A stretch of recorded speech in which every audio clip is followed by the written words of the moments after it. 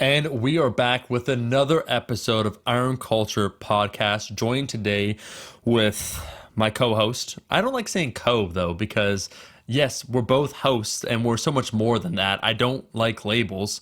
But Eric Helms is the man I'm joined here with, and it's You gonna. can call me your partner. No, I wanted you to offer that up. You know when you want someone else to say it and I don't say it because then it looks needy.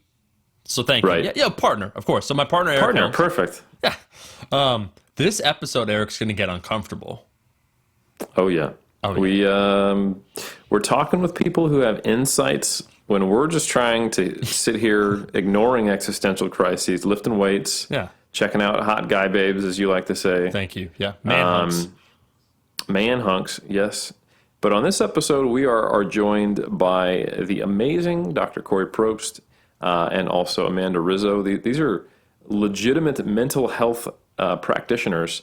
Cory having a PhD and being a clinical therapist, as well as Amanda having her master's. Cory has worked with Dr. Joe Klimczewski. Klimczewski. I can never pronounce his name right. No one can, so no one's mad. But believe it or not, my good friend who we've also had on the podcast before. That's why we just say doctor. Why do you think when I was talking to him, I'm like, so Dr. Joe? I'm not even going to try. Klimczewski? Okay. Yep. So she's been working alongside him for a decade now. Yep. And it was really a huge influence on me because she's the first who started speaking about fostering a better mental relationship with the sport of bodybuilding and competitors. She did that at a seminar I attended. And then Amanda Rizzo is someone we brought on to do the same thing with 3DMJ. We're really fortunate to have her. Just to get the insight from these people, these two who have such a unique perspective on bodybuilding, and to help us understand the potential kind of other side of that sword, where we've had a little bit on the show talking about the potential upsides of bodybuilding. We've talked about motivation and sticking with it in the long run, and kind of the asceticism side of it versus the aesthetic side of bodybuilding. And we also had the 3DMJ episode where we talked about some of the dark sides of how bodybuilding can go. But I think this episode is really cool because we dived in to assess, like, why does that occur? What makes competitors tick? And then what dark paths can they go down? And then we finished with, how can we actually direct competitors towards this being a positive endeavor? No, I think this is a fantastic episode and it's an area that people don't talk about, or as you pointed out, Eric, the literature of psychology tends to focus more on the negative aspects of anything. And so trying to provide a holistic overview of bodybuilding, the motivations, the individuals, giving a complete picture rather than just a piece. I am so glad I can say for myself that we're editing out and no one will be able to listen to it. The Jerry Springer-like situation unfolded where we brought on these two clinicians and I basically confronted Eric on why he won't let me compete, where I say, hey man, I'm ready, I want to do bodybuilding, and he said, you're about 4 days and 3 years out from even being ready. I thought he was talking physically, but now I found out it's mental. So I'm just glad that whole fireworks was Yeah, we'll save that we can have little clips in the future once we have our eventual falling out, and we're publicly blackmailing each other. That's we'll just save all that for the beautiful future of you can watching us, collapse into something you can no longer respect. It's just watching a star collapse internally and turn into a black hole. Mm-hmm. That's all good things come to an end, aka all good things become the worst thing ever that you hate. Yeah. Yeah, and that is, hey, bodybuilding, psychology of it. Perfect segue, Eric.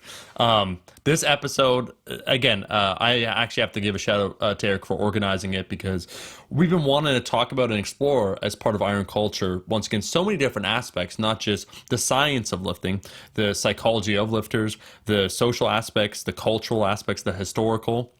And so to be able to bring on two people on an area that hasn't been incredibly well researched, but from a practitioner standpoint, they have extensive experience, I think is fascinating. I absolutely agree. And it was a really good discussion, and we just want to thank them for being on. Yeah. So without further ado, this episode is now the psychology of bodybuilders.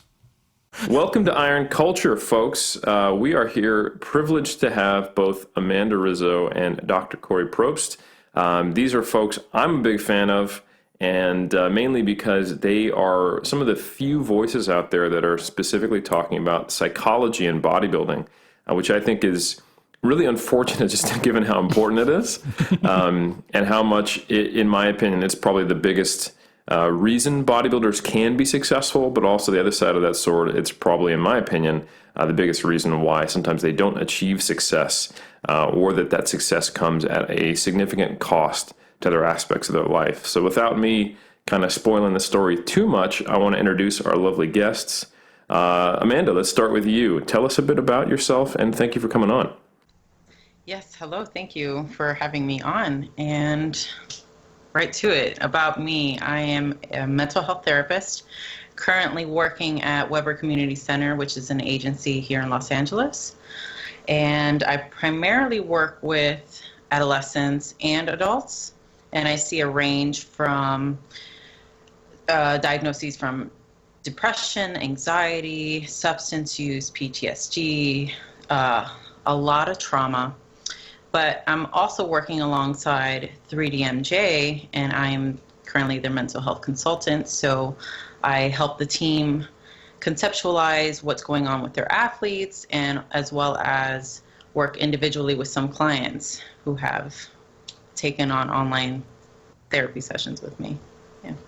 3DMJ, I've heard good things. So Are we going to get to analyze Amanda Eric in this episode or no? I think we should. Are we going to analyze Eric or me? No, you're fine. No, we're honored to have Eric. We're honored to have you on. Like, what does it mean that he has all his degrees always in the background when we do a podcast episode, or the image of himself muscular in the background? Like, can we maybe just take a look at some of these things, or no? Other things are lacking. Eric, do you want to dive into it? Let's go. Let's go. Let's do it. So I was. Yeah, like I don't have degrees. You didn't see You're that. next, Cory. Awesome. Yeah, so we'll get into why I'm compensating for my lack of many things later in this podcast. But yes, it's our privilege at 3DMJ to have you alongside us, and that's something I think we really hope to set the example in that more coaches take what they're doing seriously to the point where they acknowledge the limits of their scope and the value of being able to have someone like you to consult. So thank you so much. We'll get more into your personal background and what led you down this pathway if you're willing in a bit. But before that, Dr. Cory Probst, we met 11 years ago. I think it was during, Alberto Nunez was dieting, getting ready to win his WBF Pro card. I think you weren't dieting that year because I think you competed in '09, if I recall correctly, and Leroy Perry's show. Yeah, I competed in '08. Oh, did you compete in '08 as well? Yeah, in Evansville, won a pro title there, and then in 2009, and that was that was a long 3 years of dieting. So I think when we met, I don't remember if I was on the tail end or if I was approaching that show. Yeah, because it was Evansville was, I think, in August, and that was actually Berto's pro debut. So he was in the middle of the diet, you guys were both at the beginning of your diet that year. And then in '09, I also did that same show as an amateur. That was the end of my season. So anyway, we've shared some space being hungry together. And '08 was really cool for me because that was the first time I saw Dr. Joe in person, got to meet him, hear from him, and I was just really pleased to hear someone, you, talk about the mental side of bodybuilding and how it can, affect your relationship with food, how it can impact a lot of things outside of what we were normally talking about back then. Because I had a really, like many, negative experience at a certain point during the prep process, and I put on damn near 50 pounds in 2 months, and no one was talking about that. And why that happened, and then the sense of the loss of identity I felt. Like, I'm this super strict, hardcore bodybuilder who can control everything, and then I couldn't stop myself from eating cheesecake and Chipotle for 2 months. It's a good combo. Oh, it was great. Yeah, I mean, besides the tears. But It was great. It's here's body fat, but the taste in the moment was great. So anyway, I think that had a really positive impact.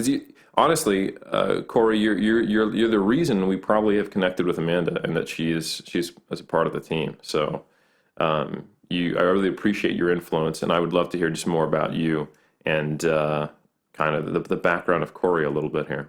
Yeah, thank you. Thanks first for the invitation to be here, and I'm honored that I had that level of influence to the point where you brought on, another expert onto your team.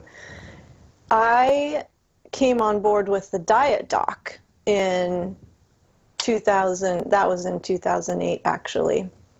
The story of how that happened is kind of funny. I started competing in 2006. I was living in Colorado at the time, and I didn't even know what this industry was. I didn't know that it existed. I was just in the gym working to get healthier at a very difficult point in my life. I was going through a divorce, and some lady walked up to me and she said, have you ever thought about competing? Like, well, I mean, I have competed. I don't really know what you're talking about. Like, I was a gymnast, and I competed in music. I was a singer actually through high school and through college, and she kind of explained what bodybuilding was, and she said, you'd probably be really good at it. You have the structure for it. And so I started doing a little bit of my own research, and my background was in exercise physiology and kinesiology, and I had a minor in nutrition. So I was doing, I wasn't working with a coach or anything. I competed for a couple years and did really well on my own doing regional shows. And then when it came to the upper level competitions in the NPC, because that was really where I was, that was the only organization that was available unless I was going to travel somewhere. I found myself placing last over and over and over again in these NPC shows. So it was then when I was like, I'm gonna see what's out there in terms of coaching. And there were two big names that I was aware of just because of the circles that I had kind of, been within. And it was Kim Odo and Mike Davies.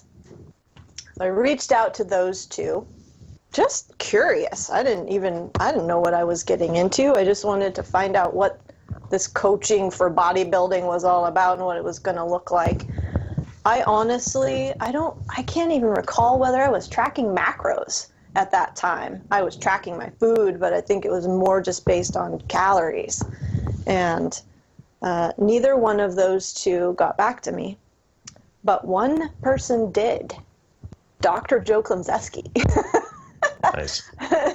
So I hired Joe, and he prepped me for a show that I was like 2 weeks out from. I believe it was the USA's in Vegas, and I had just taken meticulous notes on every bit of my prep, and so I was able to send him all of this very detailed data that he needed, and he usually doesn't take clients that close to a competition, but he took me.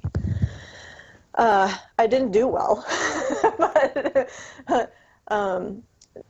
that wasn't a reflection of his coaching. It was just that, we just barely had any time to get to know each other. He didn't know my metabolism or anything like that, but that was the start of our relationship. And that was in the summer of 2007, I believe, and then in the end of that year, I attended a bodybuilding camp. Dr. Joe used to have what he called fantasy camps in Evansville, Indiana. And I attended this week-long camp, and that's when I met him for the first time, along with people like Dave Gooden was there, and legend of natural bodybuilding. Yeah. And I left that weekend, guys, I was enamored. And I'd never been so sure of anything in my entire life. When I left, I was like, I'm coming back. this is where I'm supposed to be. This is my place. And I got home, and Joe had posted something in the forums we had at the time saying, I'm kind of thinking about hiring someone, just putting my feelers out there. And I was the first person to respond, and I said, when do you need me there? Like, you're hiring me. And a couple months later, I flew out there for my interview, and a couple months after that, I moved to Evansville. And he made me the wellness director of the Diet Doc and put me in charge of the general population nutrition program that we had there. He, at the time, was working with all of the bodybuilding and performance clients that we had. But I also created the Mental Edge and Peak Performance program that, we still have, that's in place here. And that's the bulk of the work that I do with competitors, is on the psychological side and the emotional side, and really touching on the adaptive rather than the practical elements of competition and life, really, in general. How do I have a life and pursue this goal at the same time? Right. So when you started this program, I'm sorry to interrupt, just to clarify, you had a background in kinesiology and nutrition. Were you studying at this stage to get more into the psychology, or how did that connection work? So I also had my master's in community counseling. Got it. Yep, I left that part out. Key piece. Key piece there. Like, where did you get the information to start this? Yes, I had been in community counseling, had worked in community mental health. I was actually what's called an MST therapist. So it's a multi-systemic therapy. I was doing in-home family therapy with juveniles and their caregivers, and like Amanda, dealing with and helping the families to manage a lot of varied diagnoses. But my sole goal was to really help keep the kids in the home. And so it was a lot of education, very emotional work, in helping the caregivers to understand, like, balance between warmth and discipline, and helping them to learn how to communicate and advocate for themselves, and helping them to understand how, generation after generation after generation of whether it's poverty or crime or trauma, kind of trickles down, but it doesn't necessarily have to be the example for our present or our future. And, I'm coming into these homes, I'm the enemy, I'm the court-appointed therapist. Right. And so yes, a lot of really great experience in learning how to engage people and how to help foster trust. And I was with these families for 5 to 6 months at a time. I'm coming into their homes 3 to 4 times a week for 2 to 4 hours at a time. And it was really demanding, emotionally challenging, vulnerable, exposing work. And I feel like, as difficult as it was, and I did that for 3 years, the turnover rate for a job like that is a year. And post that, I quit that and created my own little wellness business. But long story short, that was probably the best experience I ever could have had in my entire life, to do this work and to understand people and really start the work internally as well, to be able to meet people where they are. And so that's where the mental health. You were. Got it. So you were doing therapy and counseling before you got into bodybuilding. I was. Yep. Okay. Mm-hmm. Yeah, I graduated with my master's in 2003. And then I started competing in 2006. And then I didn't start my PhD in health psychology and behavioral medicine until 2010. So I was established at the Diet Doc for a good 2.5 years before I started working on the doctorate. Nice. And were you able to, so I'm guessing that the doctorate, you're able to tailor more towards the work you were doing in the quote unquote fitness space, if you will, which is cool. Yeah, I really did. I was interested in learning more about, I'd really gotten enamored by and I was diving into self-determination theory and these concepts of the three basic psychological needs of autonomy, competence, and relatedness. And I was finding that in all of my work with clients, when they would fall off the wagon or make a poor decision that wasn't in line with a goal or engage in binge eating or some level of emotional eating, that it was one or two or all three of these basic psychological needs that were in some way threatened, or they felt dissatisfied in some way, and so they used food to compensate for this perceived threat. And so what I did in my research, I did a qualitative study and I interviewed individuals who were either maintaining after weight loss or who engaged in a weight loss goal pursuit. And I really looked at what their perceived threats were as they were going through this process and how those were related to the three basic psychological needs. So it was really Very interesting. Cool. Yeah. So a qualitative look at the SDT theory and how it related to weight loss. That's really interesting. That's cool.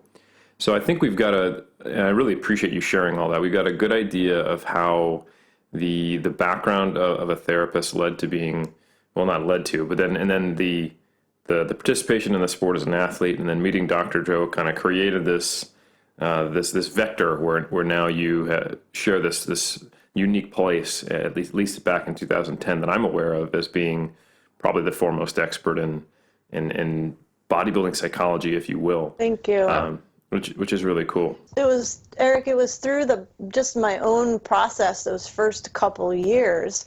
Mm-hmm. And what's funny is that, as I look back over the course of my life, I see that I get engaged in some academic sort of pursuit or career-related pursuit to understand what I'm going through personally. Mm-hmm. Like, I got into my master's counseling program while I was trying to navigate a very difficult marriage. And I wrote my master's thesis on differentiation in the first year of marriage. I was like, help me understand what the hell is going on here. Right. And then,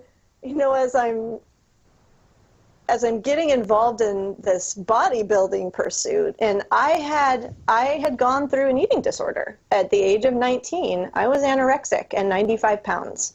Mm. And I had completely recovered by the time I started competing. But I was seeing, like you said, Amanda, these parallel sort of thought processes happening. And I'm like, this is not, there are so many things that could go wayward here. Yeah. And then I come on board with Joe, and I'm seeing how they go wayward, and I'm working with individuals who are in the pit of, that downward spiral.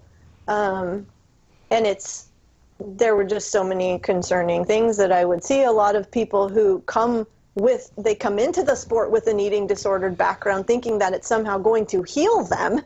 And it just, it serves to further annihilate their spirits and just really puts them in an awful place. Mm-hmm. A lot to unpack there. That's really insightful. Thank you for sharing your background. I think I'm sure a lot of people I know I can relate to one's personal experience driving them to career, academic, or both.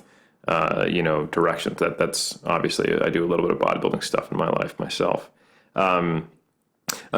Amanda, I would love to hear what led you to therapy, and why is it now that you're actually working with 3DMJ and working with bodybuilders and not just going, right, yeah, I work with adolescents and depression and that's it.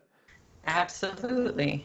So I had a similar background as Cory, just always being exposed to competition. I started when I was 6 years old competing in karate. I moved on towards pursuing a musical career. I played the violin since I was 6 years old as well. And I actually thought I was going to become like some world-class symphonic violinist. I got into FSU for it, and I fell in the pits of an eating disorder. And I seek treatment, or what's the proper term? Yeah. I sought treatment, excuse me. I sought treatment, and that experience in and of itself was so profound. I had voluntarily wanted to go to treatment and have therapy. So I wanted to give back somehow, just repay my debt. And I had taken a psychology class in high school, and that kind of like always stuck in the back of my head. My music career was becoming more like a chore. I was playing for validation, and it was just not as rewarding as it used to be. And I was like, let me just give this a try. And it was a complete shift from what I was doing my entire life, and definitely rocked the boat in the family. But you know what? I fell in love with it. I was fascinated by the subject and just the concept of giving back. And alongside, I started to learn, hey, I'm processing things within myself just from this. Not only giving back to others and helping people, I'm helping myself as well. And just kind of expanding as a human. And I continued that path to get my master's in clinical mental health counseling. And alongside, I had discovered 3DMJ, and that was through Andrea, who now works with you guys, and as well as Matt Ogus. Omar, I had discovered you as well. Oh. And I apologize. We had never met until now, but big waste of time. And I reached out to Andrea, and we had kept in contact. And this was back while I was doing my undergraduate degree, and slowly started getting into the bodybuilding scene. And I thought to myself, let me do this the right way. Let me kind of achieve this quote unquote perfect body by actually doing it and not doing it in a disordered, maladaptive way. And I fell in love with that as well. And I had wanted to somehow merge the two, my passion for therapy and psychology, alongside with just lifting in general. And that's how I got in contact with Andrea and started working kind of like in the background with 3DMJ and the muscle and strength pyramids. And lo and behold, here we are today, and I'm working as their mental health consultant. And yeah, I'm loving it. And we are so glad to have you. It's a true privilege to have someone of your caliber. And just, you know, it's so hard to find good people, especially people who are not only just good, but awesome, fun to work with, and highly talented. So good times. I'm very one of the good times right now. And now that we've set up all the formalities and said all the niceties, and I appreciate everyone being on, we must ask the fundamental question, ladies, what's wrong with us? Why do we do this? Why are we here? All right, so I have this list here. Oh, okay, Let's go down it. It's 33 items, actually. I've been taking notes. I said I watched your channel. Diagnoses. Only 33? Yeah, how much time we got?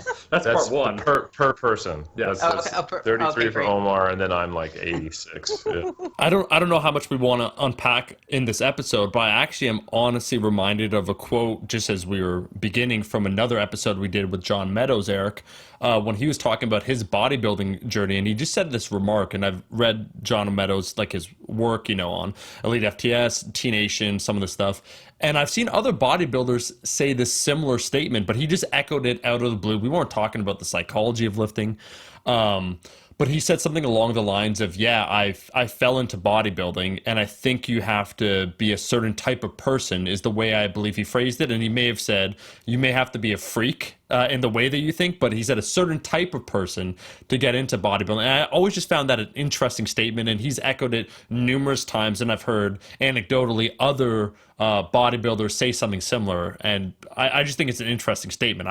I as an outsider, I'll say I've never dipped my toe in. I've always been very casual. Okay, just I'm what you call a recreational lifter out of the four of us here. I just I like You're to do an iron enthusiast. You got to give yourself the props. Yeah. I like to do 3 sets of pump 3 times 10, and then I'm done.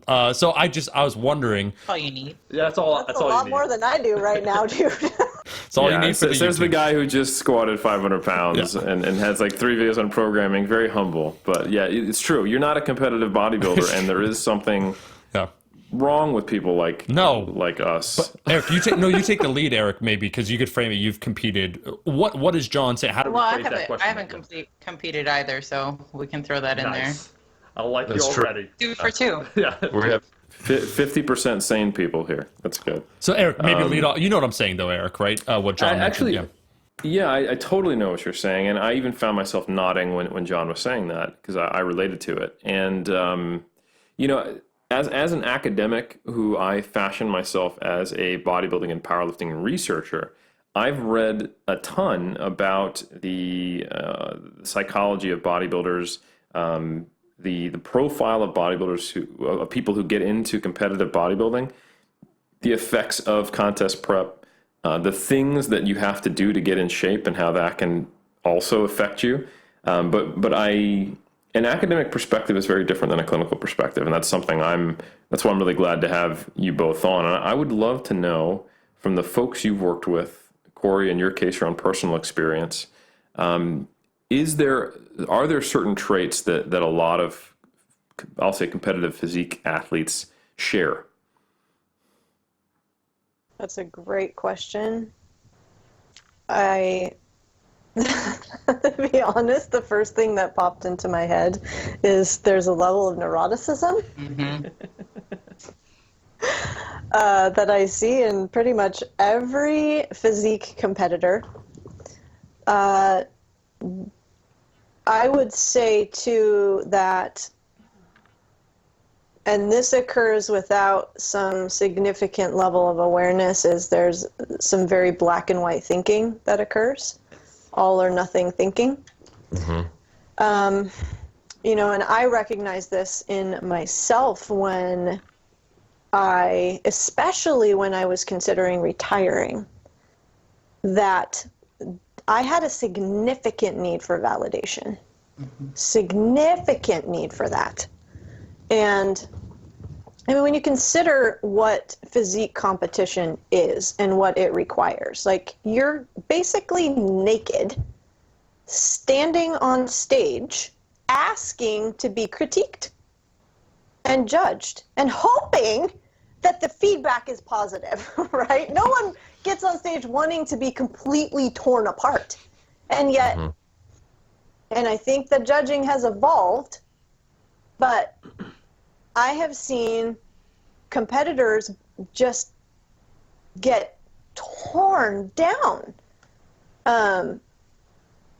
because they're being told, like, your waist is too wide and your shoulders need to grow, and basically change your freaking skeleton. Yep. Your DNA is wrong.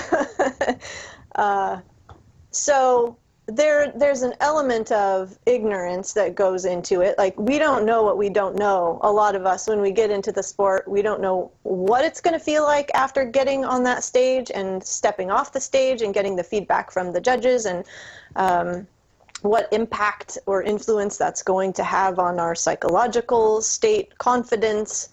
For myself, too, I will say, I know that one of my vulnerabilities, let's call it that, is appearing incompetent.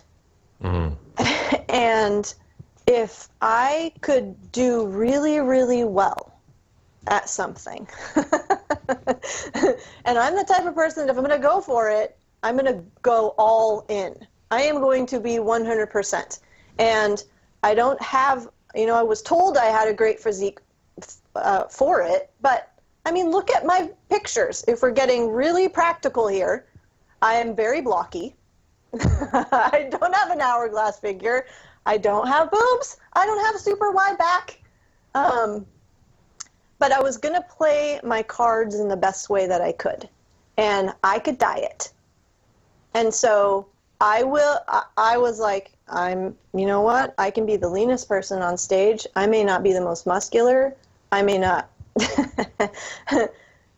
and I learned how to play to my strengths. Mm-hmm. But that all, I think, falls back into this neuroticism piece. I will say, too, though... Can you define, Cory, what neuroticism means? I think there's a lot of...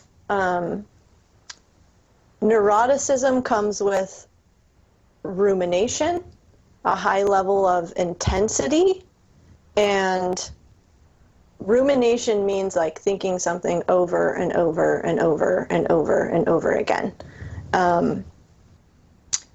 Not expansive or open or curious or like, it may go this way or it may go that way. Like, I wonder how I want to approach this. Sorry, Amanda? Rigidity. Yes. Mm-hmm. Key component of neuroticism.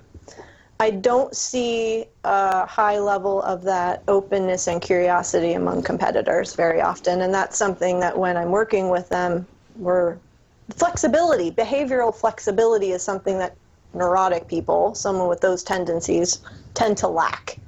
Mm-hmm. So, like Amanda was talking about wanting to go into this to kind of see how she fared in terms of, can I do this in an adaptive, flexible, sort of coherent way? And I really wanted to see if I could do that too. I was really curious about what's this going to be like and what is my mind going to do and how are my tendencies going to change. Are my tendencies towards becoming very cerebral and shunting my emotion away? And these are all things that I've been working, like a super sensitive emotional person now. How are all those things going to shift when I try to do this very, very difficult goal? Mm-hmm. So okay. So I think I relate to that a lot. So competitors tend to have a relatively, and the black and white thing. I think about it. It went back to before I even committed to getting on stage, and it's funny. The black and white thinking is not a consistent component of my personality. In fact, like that's the biggest thing I preach in academics and dealing with people and discussing like human relationships. But when it comes to something that I have determined I have set a goal towards, or if I'm going to do it, there's a whole other part of my personality that seems to, the switch gets flipped. I remember saying to people, they would comment on my my willpower or whatever. We're talking before I even got on stage, the things I would do with my nutrition, and it never felt like willpower to me. I just said, I remember saying to him, well, I just make a decision about everything I do related to nutrition. Will this help me as a bodybuilder or not? And then that's what I make my decision based on. So I'm going to order the highest protein meal. I'm not going to, and now I look back on that and I go, that's not even a valid question. Is this meal good or bad for bodybuilding? what does that even mean? Yeah, exactly. Is this moving me closer to or further away from the outcome that I desire? Exactly. And the way of looking at it, right? At least right. Right. Well, I love your comment about willpower, too. You recognized that with everything that you were experiencing and that needed to be a part of your goal pursuit to do this skillfully or as effectively as possible, you had to take willpower out of the equation. And the only way that one of the best ways for that to happen is for you to set up what are called implementation intentions. And I don't know if you did this intentionally, but it's like, if this happens, then I do that. And if this occurs, I respond this way. So you've already you've set the dominoes up so that they fall on their own. You don't have to knock it over, so to speak. then you're removing the deliberation. That's what makes willpower deplete, is when you're like, do I do this? Do I do that? Do I go this way? Do I go that way? I don't know. There's too many choices. The decision fatigue that often short circuits diets, yeah. Especially when we are depleted physically, we're depleted emotionally. I remember when I was competing, like, I was not sleeping well. And the deeper into a diet that I was, man, sleep eluded me. Like 4 or 5 hours. I look back and I'm like, how did I even freaking function? But when you want something bad enough, and you don't want to let yourself down, you don't want to let other people down. That was the biggest thing for me, I think, was I don't want to get to the end of this prep and say, I wish I would have, or why did I? Those were statements that I did not want to have to make. So, when we are, basically what we're doing is we're overriding so many of the natural cues that our bodies give us to eat, to sleep, to nourish, things that they're going to take energy and effort to do, like go out and be with friends, go do something fun. Like, how many of us just started to isolate and not go out and do anything? So it's there's a lot that occurs, and if we're not aware enough to see it actually happening, that's when we can go down this spiral of negativity, and just kind of it's harmful. It's dangerous behavior, and it doesn't just hurt us, it hurts the people around us too. I think it's important to, sorry, Eric, were you going to say something? No, absolutely. I'd love to hear from you. I think it's important to point out the reason why these personality types tend to gravitate towards bodybuilding. And it's almost in solely in the meaning that we place behind these things. Because anyone in the general population can get up on stage and like have a great time, and the judges judge them, and it's like, okay, fine, whatever. This doesn't mean anything to me. But when a competitor gets on stage and they get torn to shreds by the judges saying, their shoulders aren't wide enough, or the waist isn't tapered enough, whatever, they internalize it. They say to themselves, okay, I'm not good enough. This is just a general statement, but yeah, they turn it towards themselves and personalize it boils down. Yeah, they personalize it, and it boils down to, I'm not good enough. I'm not worth it, or I didn't do enough.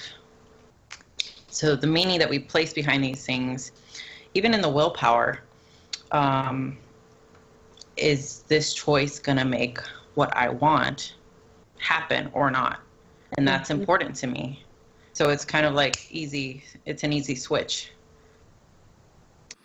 So I guess it's not maybe the question isn't what's the personality types people who get into bodybuilding, but what people or why do bodybuilders place such importance on the competitive aspect, or why is it that they define themselves through being a competitive bodybuilder? Why isn't it something they do?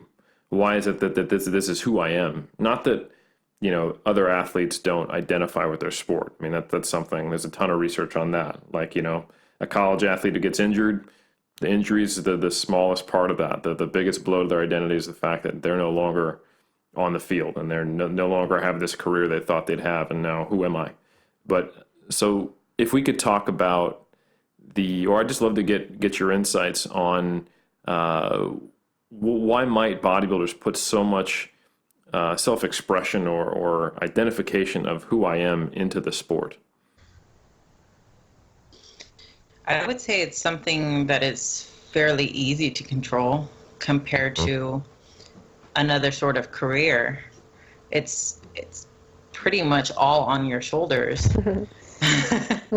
Actually, like, it depends on your genetics and the actions that you do and how well you train, how well you stick to protocols, all these variables that you can control. So it's dependent on you.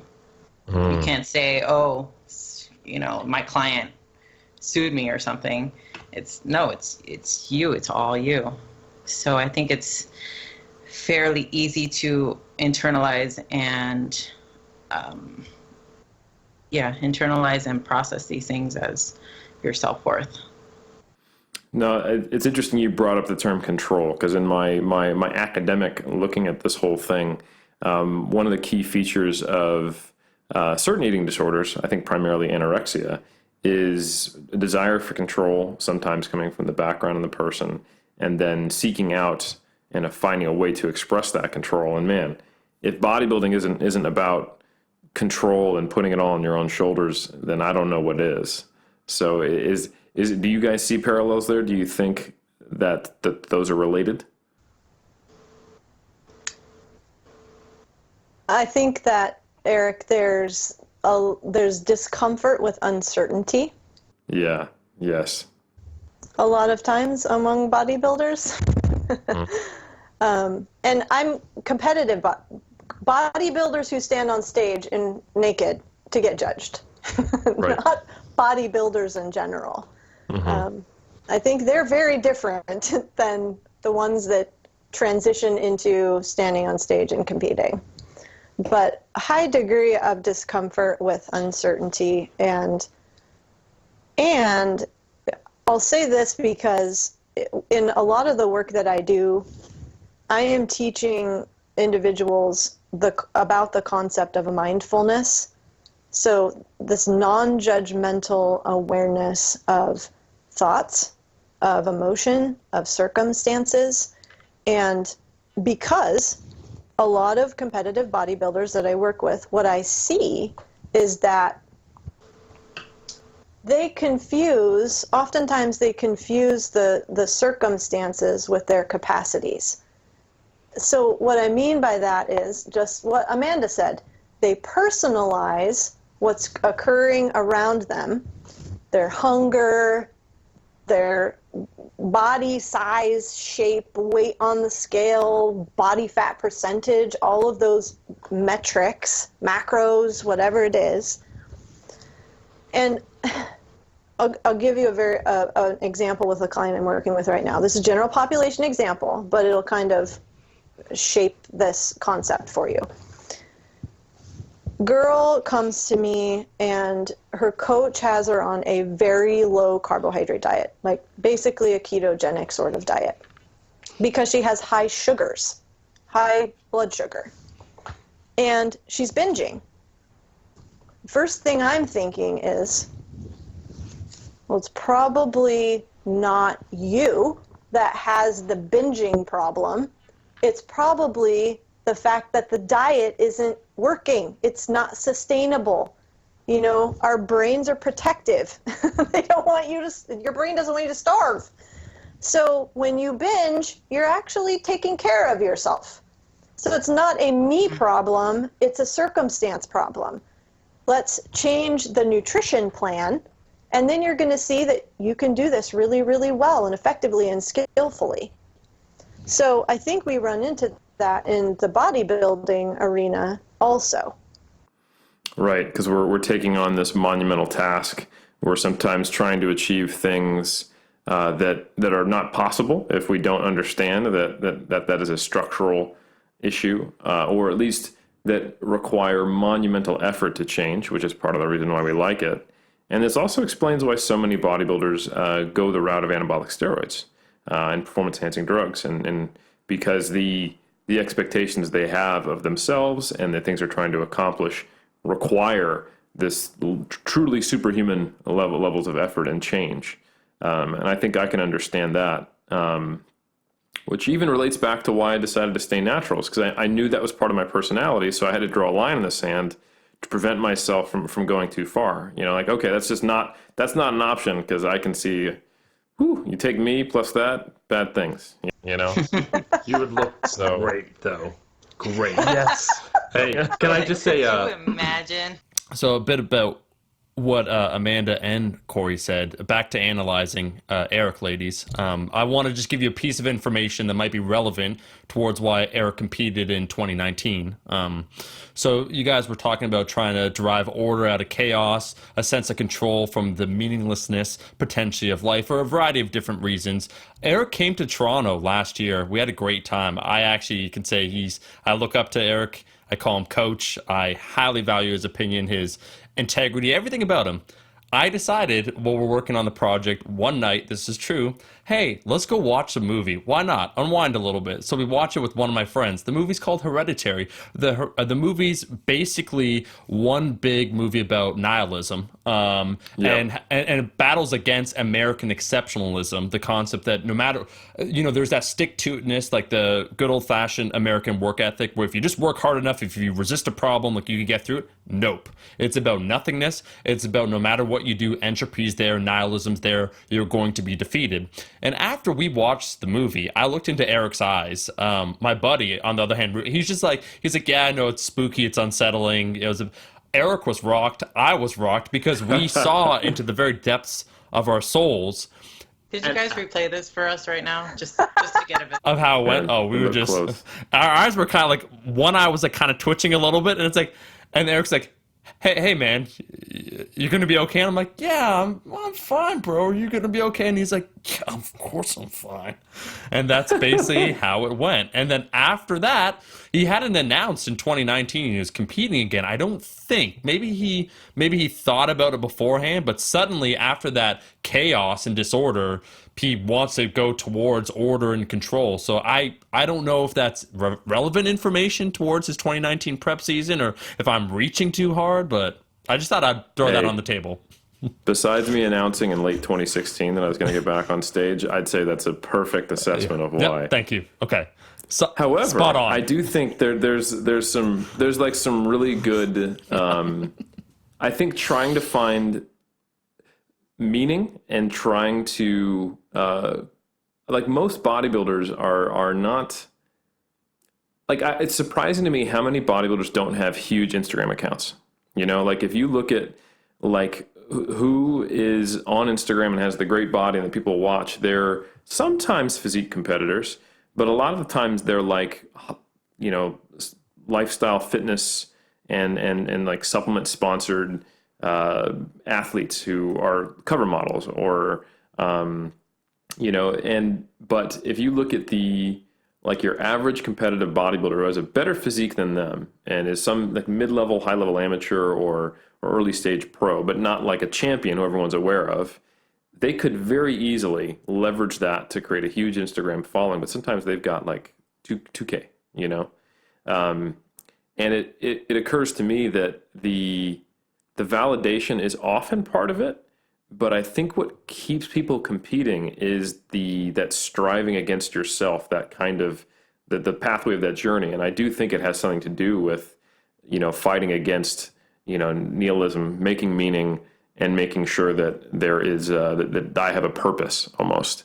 And I think most bodybuilders say they connect to like the journey of prep. It's like this addictive thing almost, even though it is uncomfortable and painful. I know for me, I've had some of my proudest coaching moments, and I'm thinking of someone specific, was a competitor who competed 3 years in a row, did very well. We're talking top 3 world championships in that specific organization, and got her pro card with me, won a pro show with me, and the biggest coaching achievement I got was her to get off stage and to take an extended off season, and to see if she really wanted to compete or if she felt she had to compete, and see if she could find that same meaning outside of the sport.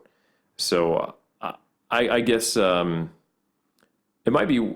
And Cory, I'm going to ask you, just because you've been through this process yourself, and you kind of hit on some of these points. What is the allure of prep? Like, what is it that pings with those elements of the personality that drives someone to compete, that makes the competition process something people want to keep doing, despite how hard it is? I think there are multiple layers to this. I see among a lot of the individuals that I work with a desire to compete coming from the desire to maintain what they've achieved and gained. Like, I don't want to lose that. It's not even necessarily that they enjoy the process of competing. They're not going into it asking themselves the question, what do I want to learn about myself through this process? It's all about the outcome. And that's how I wanted to do it. It was, I don't know what this is going to be like. How is this going to change me? What can I learn about myself through this pursuit? But a lot of the women that I work, and men who come to me, there's a lot of fear around the change and the transition, like from the stage into an off season, and them not knowing how to navigate like relationships and just things that that people who aren't competitive bodybuilders would think of as normal. It's almost like a soldier coming back from war and not knowing what to do or what to say or where their place is in the world. Exactly. I completely agree. And I think one way I differentiate when I look at my clients as to whether or not they are enjoying doing bodybuilding by choice or whether it's like this pathological thing they don't know how to get away from is do they know how to do an off season? Or is an off season just turned into this slow slide towards uncontrolled obesity and hating themselves? And the only solution they understand is prep. And then over the years, normalizing that and telling themselves, oh, this is what the off season is. It's binging, seafood diet, get huge, and then once you're way too big, if you get any bigger, it'll make contest prep impossible for you to get on stage in time. I'm gonna diet anyway. Prep starts again, and it's okay. And that might become normalized, but it's never really enjoyed. And most importantly, they are not in control during those transition periods. And the only control they have is starting prep again. And so, yeah, that's a question I think it's really important to bodybuilders and coaches alike is, are you or can your athlete take an extended off season? Could you step away from stage for 5 years and be okay? And would you come back to it because you want to compete, or is it because you feel like you have to? Mm-hmm. Right. Yeah, and you see those types of athletes kind of fizzle out in like just a couple years. Like they're just competing, you know, in a consecutive 2-year mark, and then they drop off the face of the earth, or they just have to stop. They can't do it anymore. And it boils down to, why are you doing it? Why are you competing in the first place? And what are you going to gain from it? Is it attention? Is that where you're going for? Is it validation? Or is it kind of just like a curious journey? What am I going to learn from this? Be open. Is it, if we want to personally challenge ourselves, see what we can do, see what we're capable of, with the understanding that there are going to be times when you're going to fail and you're going to make mistakes and fall on your face. I'm working with a client right now who, she's competed before. She's been in an extended off season, didn't know when she stepped off stage the last time if she would get back on stage. And she's thinking now, like, I think I don't have a pro card yet. Like, that's been a goal of mine for a really long time. I really want to go for it. I don't know that right now is the ideal time. I'm really focusing on my career right now. I just got engaged. We're trying to plan a wedding. So she's reflecting and thinking through what her priorities are and what she's going to have to, how she's going to have to re-divvy up her time and how much effort it's going to take. But here's where it's sort of the black and white, getting stuck in the past sort of things come into play. And the mistaking the circumstances for me sort of a thing. She said, you know, my coach, he's designed this training plan for me, and I have to be in the gym 5 times a week. She's like, it's not going to work. I'm not going to be able to compete. I'm not going to be able to stand on stage unless I'm in the gym 5 times a week. And I was like, wait. Why? why is that the only truth? What are all the other possibilities here? You know, when I was competing, I didn't want to give up what I loved in terms of other types of exercise. I was running throughout like the height of my bodybuilding career, when I was actually the strongest and deadlifting 375 pounds at 105 pounds of body weight. I was running every single day. Why? Because I love it. It fulfilled me. I was doing functional training. So it's, as coaches too, helping our clients to see that it is possible to do this, and I don't like the word balance, but I'm going to use it, in a more or less balanced way by not eschewing all of the things that really fulfill you and bring you joy and a sense of purpose outside of lifting weights and standing on stage. That just serves, if we do that, and I've seen too many competitors too, like, lose relationships throughout the process of a prep when we just neglect everything else that's important to us in our lives to do this one thing. That's when it can become very depleting, and we end up where you said, Amanda, where it just fizzled out. It's not something that we can sustain. Mm-hmm. Now, I actually want to leapfrog off of something Eric said before about his choice to remain natural. I don't know if any literature exists out there examining the psychology of, let's say, an enhanced lifter versus a lifter that decides to stay natural. So let's say bodybuilding, natural bodybuilding versus, you know, those that decide to become enhanced. Are there any observations? I don't know. I actually, Dr. Joe told me that he doesn't, I don't believe he dealt with anyone that was enhanced, but just observationally. No, you know. Dr. Joe has worked with plenty of people who are enhanced. Right. It was me who had never worked with anyone who's enhanced. Yeah. So just curious about that, because Eric did mention that where it was a decision he made, but in terms of that choice, are there any fundamental differences that have been observed between those two populations? Can we make, not any conclusions, but once again, any statements about that? I wouldn't say I'm well versed as far as enhanced athletes in the literature, but I have noticed that there are patterns of, let's say an enhanced lifter is not currently using, and they feel like they can't function as well in the gym, they can't perform as good. That psychological aspect where I can't lift as much, or I'm not taking anything, and I can't do as well, or I can't diet as well. So I would imagine that definitely plays a role, the psychological aspect of just having enhancement.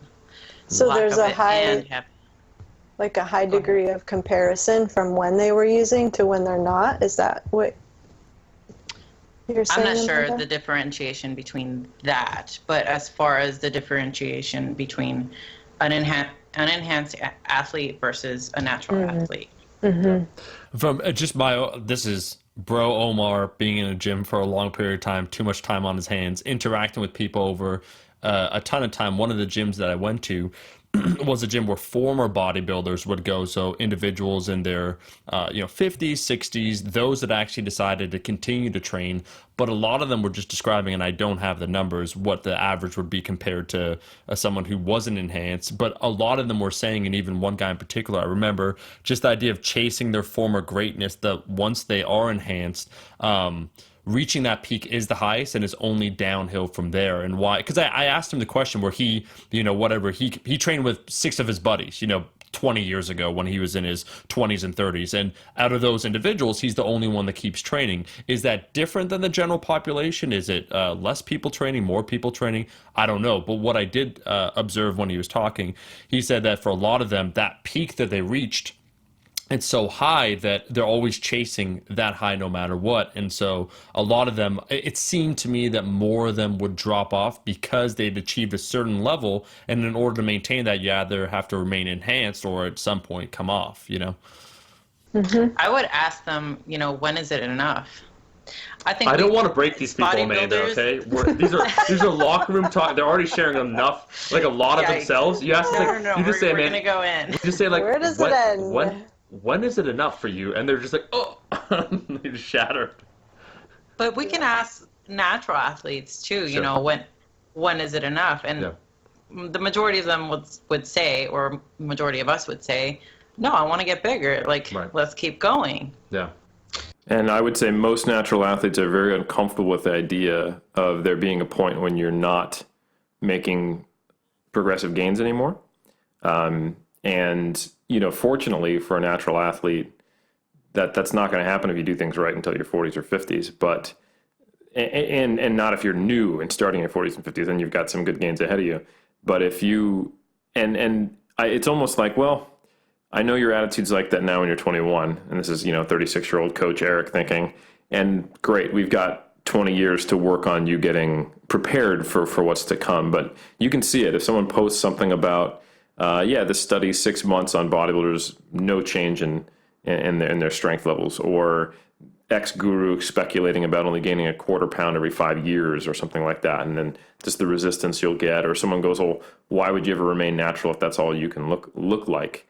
And I think this is more of a perspective on how do you stay with bodybuilding long run. You have to start shifting your motivation towards doing it for reasons that are more process or intrinsic, or besides purely just getting something out of it. But I guess I would love to hear more about any observations you guys have seen between enhanced and natural, or if it's just a difference of magnitude of the extremity of their mindset, if anything. Cory, anything? I honestly haven't worked with a lot of enhanced athletes. Mm-hmm. My experience really does come from, you know, the natural world. Yeah, same here. I can comment on the literature. The few things, and these, again, I don't want to stigmatize enhanced athletes by any means.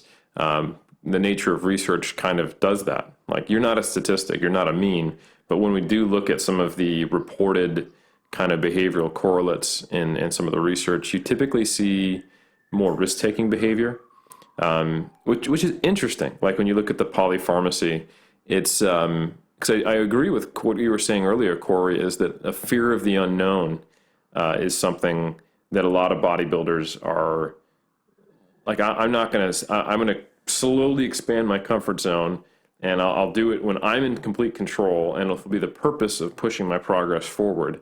But if something is way outside of that, I might not try it, you know. And I'm sure there's plenty of people who can nod and think about this. Like my colleague Jeff Alberts, like, for example, to get him to do a new exercise that he's never done before, it might take a few conversations. Berto showing him, me showing him, and he's like, you know, I've done what's tried and true. Like, I don't know I'm not sure I want to put my toe in that water. This is something he said publicly, so I'm not like calling him out or anything. But he's not alone. Call later. Yeah, you son of a bitch. Yeah. My dark secret. And unsurprisingly, like, he's never smoked weed. He doesn't really drink. I'm someone who doesn't drink very much at all. I've never smoked weed. So like the desire in not that this is all natural athletes, but I think to get out of control or to step into something that's a large unknown might conflict with the desire to see progress and do whatever it takes to push forward. And I think there might be some kind of moderating variable around risk-taking behavior. And then there's probably a decision or some critical pivot point of, all right, this is a risk, but it might help me towards this all encompassing goal I have. And then I think whether you tick over to one side or the other, there's probably this crucible moment that has to do with the strength of those signals, if I had to guess, but I don't know. I agree with you, Eric, and I don't think that we can leave out the variable of our who we're hanging out with. Oh yeah, your environment, absolutely. Yeah, and just the social environment. So if I had started competing and I was surrounded by, I had a pretty strong constitution. I'm like you. I've I don't usually drink that much. I've never smoked pot. I haven't smoked a cigarette. I don't know what any of that stuff does or is or whatever. I can't tell you how I would have reacted if everyone in my environment in bodybuilding was using substances. I can't tell you. Mm-hmm. It's very true. Yep. Yeah, go ahead. Yeah, I was just going to say that I had to make the decision because around the time I was getting involved, it was kind of a more known quantity, and that's what bodybuilders do at a high level. And it wasn't until I got exposed to an INBF WNBF show in 2005 that I attended. I was like, oh, this is a thing, you know, because like natural bodybuilding just is not something that's everywhere. Like you said, Colorado in the late 90s, early 2000s just didn't have natural shows at all. So if you were at a bodybuilding gym, there's a good chance maybe half the actual competitors are on something at some time. Population. Yeah, absolutely. So I think that's a really good point. Is it's not necessarily risk-taking behavior if your entire social circle says this is okay, we all do it, and we're fine. Absolutely. So that's a really good point. I do want to get to the nitty-gritty if we can. One of the fundamental questions when it comes to bodybuilding, lifting, and all that stuff, and I'll just ask it point blank, ladies, why do lifters like such cringy motivational quotes? Like the bar is so low for the quotes that they love. Grind time, prime time. You want it, you gotta get it. Beast mode. Like, why is it so corny, simple and plain? Cringy. Speak for yourself, Omar. I'm just where we see this, like, come on. I'm like, man, I look at some of that stuff. It makes me. You know what I'm going to say, Omar? You know why? Because we don't have any brain power. Because we're dieting so hard, like we can't think about anything more complicated. Grind time, prime time. You know the Because funny it's thing? timely, it's quick. Like you just need it in that spur moment, Yeah. like for executing a set, and that's just how long it lasts. Couldn't do that I'm last going to set. actually challenge the stereotype because I actually think that there is, like most things that have kind of a small cultural movement that get bigger. Not that bodybuilding is huge, but it had its moments, like with Arnold and stuff like that. The difference between the marketed version and what made money and the culture that surrounds that and the originating people who are bodybuilding is quite substantial. Like I just posted today, and this is just for those who are wondering, this is 13th of May. On my Instagram, I posted a picture from Eugen Sandow. He's the father of modern bodybuilding, the first, probably arguably, person we consider a competitive bodybuilder who organized the first shows. His book, Strength and How to Obtain It, published in 1897, he had the Atwater equations of the original, how did this pioneering nutrition science guy, the guy who created the field essentially, determine the calorie count of foods and the protein content using nitrogen. So this is literally cutting edge science. It's the equivalent of me getting something from Stu Phillips in my book now, which I've done, of course. And so it hasn't changed. Like people citing the most modern research in bodybuilding because they're really, really interested in optimizing these variables and very focused on their goals, and they want to do it optimal, perfect, right. They're not comfortable with not knowing if it's not the right way to do it. Like they want to get it done right the first time, plan in advance, set these dominoes up and knock them down. And okay, good. I feel confident, even if I'm wrong, that I'm doing this the best way possible. And that makes me sleep at night. I think that's been there for a long time, even over 100 years ago. And I think the difference between that and what can be marketed to the entire community of people who will spend money on supplements is substantially different. Most bodybuilders I know are, if not classically intelligent in a very, like book smart kind of way, they're very attentive, they're very good at controlling variables, and they like to pay attention to details. They have certain obsessive, all the stuff that Cory and Amanda were talking about. And I think most actual competitive bodybuilders are pretty, at least analytical, if not intelligent, I would say. And most of those memes come from like supplement companies, which isn't the same thing. You know, That's a long excuse, Eric, just to say that yes, I've liked the beast mode Instagram post. You could have just said that. You're like you lift up the lightweight, baby. lightweight. No, it's absolutely true. Eric. One thing I should say, you totally did nail it. Where you're trying to raise the overall fitness IQ out there, the quality of the discussion. And so you're talking with individuals that are in it and you're dealing with actual competitors, so bodybuilders. And that's a different subset than where I'm at down in the shit, in the meme world, in the general population of like just lifters, you know what I mean? And so maybe I shouldn't have said bodybuilders. Why are lifters so cringy was going to be my question. Just everything. The yelling, the screaming. Yeah. Well, I think people also just love that too, because it fits the mold, it fits the stereotype. Like Ronnie Coleman is the outlier in the fact that he yells "ain't nothing but a peanut" and "lightweight baby" and all that stuff. But he's also the most popular. And Lee Haney also won a ton of Olympias, but didn't really have any cringeworthy quotes. Like he said stuff like, "You need to stimulate, not annihilate." Yeah. And they're like, "What do I do with that?" That's long. Oh yeah, those words are long. That's way too logical. Can you please go squat 800 pounds? Like, yeah. Come on, Oh yeah. So. You need the dopamine hit like this. Absolutely. Yep. So. Hey. So yeah, go for it, Omar. No, I was going to ask, like, kind of once again jumping on that, the general population versus the subset of bodybuilders. In both of your practices, are there any observations, personality differences, or trends you've noticed between those that do decide to compete and their issues, and then the general population? We're just taking a look at those personality makeups and maybe where they go or who comprises of those sections. So the niche of bodybuilding. I would say I see more of a bleed of competitive athlete personalities and characteristics more so in the general population. Like Gen Pop takes on what competitors should be doing, but they're not competing.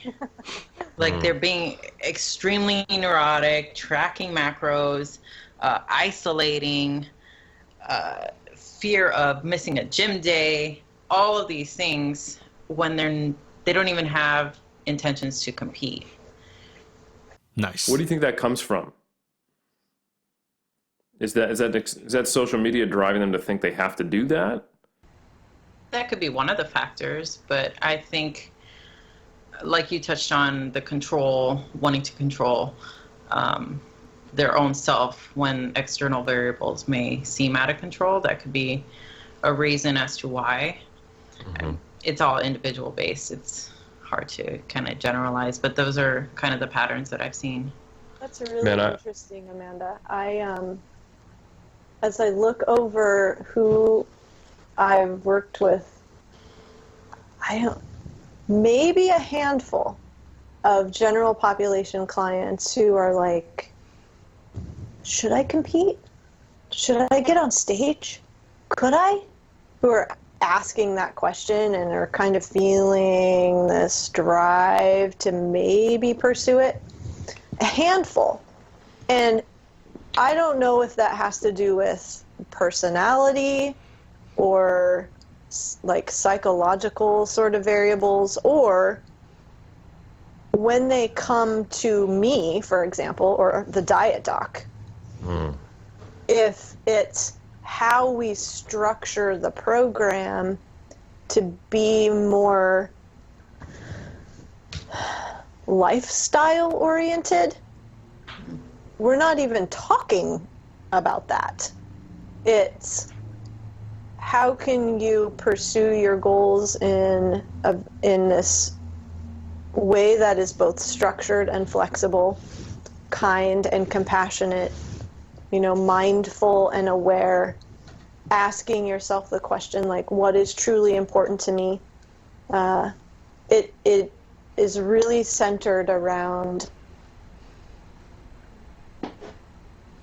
this sort of curious emergence about who I am and what my values and principles are, instead of a really staunch sort of superficial goal of how my body's going to look. Mm-hmm. So, yeah, it's a really interesting question. Yeah, and I think any competitor starts off as Gen Pop. So when That's a good point. when does it become the difference? You know, when do you transition into that competitor athlete title? And for those clients, Cory, that you were talking about, that were kind of questioning, should I, shouldn't I? Yeah, ask them why. Why do you want to do this? And every competitor or non-competitor can ask themselves, what is this making me feel? Well, and I go back to, I never would have done it if someone had if I hadn't been approached in the gym. I didn't even know what it was. No one else around me was doing it. So again, let's come back to, where are these people getting their information? What are they paying attention to? What magazines are they reading? You know, who are they following on social media? I see that a lot of behaviors that Gen Pop and competitive clients are leaning into are a product of what they're paying attention to. Absolutely. And I think it's almost, well, it can be fortunate or unfortunate depending on what you do with it, like any activity.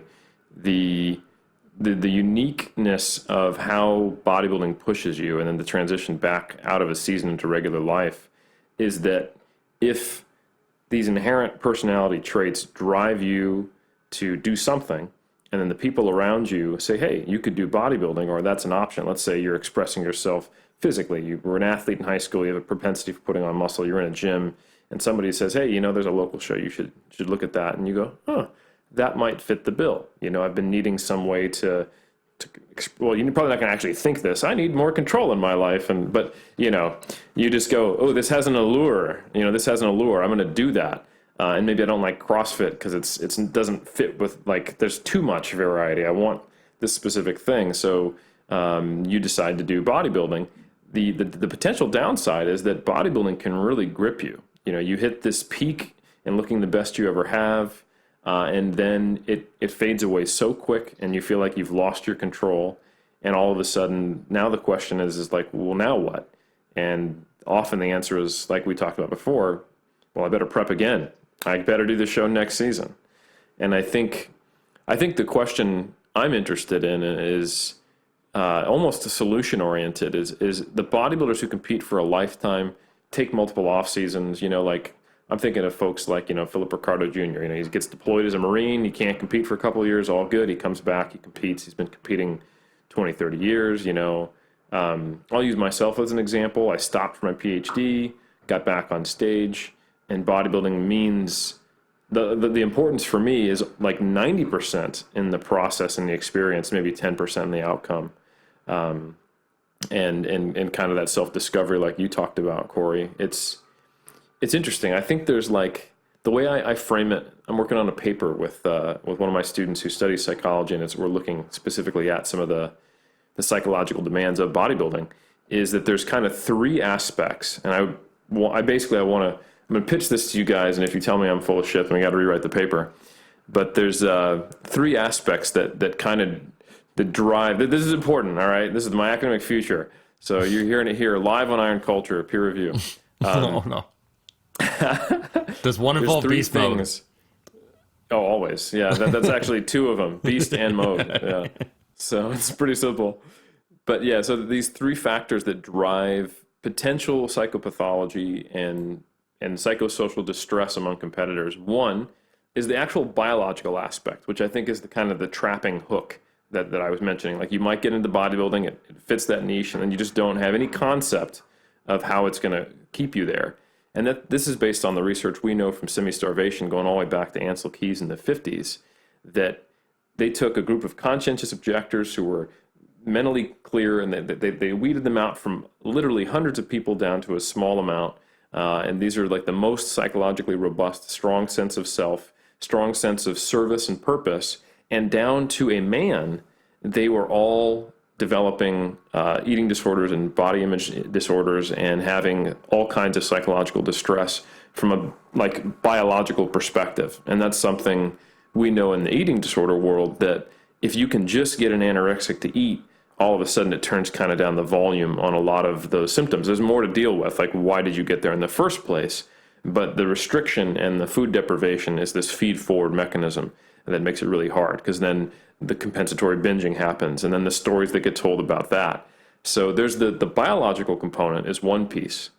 Another piece is the actual things that you believe you have to do, and in many cases probably should do, to get on stage, which is tracking every gram of your food to the macro, right?